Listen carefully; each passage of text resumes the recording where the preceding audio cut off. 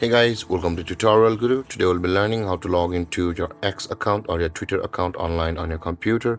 And now let's dive right in. Now to log into your X or your Twitter account on your computer, first open up your preferred browser as I've already opened the Google Chrome, and on the search bar, click over there and type in the address twitter.com and hit on enter.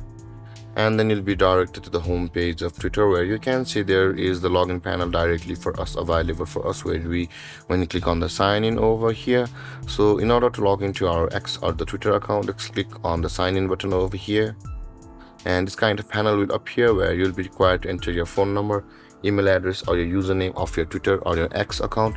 But guys, you can also log into your X account with your Google or your Apple account. If you click on either of these buttons, a login panel to your Google or Apple will open, and if you log into your respective accounts, you'll be signed into X or Twitter with your Google or your Apple account. And with that being said guys, enter your email address or your phone number or your username of your X or your Twitter account and click on next. And on the next step, you will be required to enter your password of your X or your Twitter account.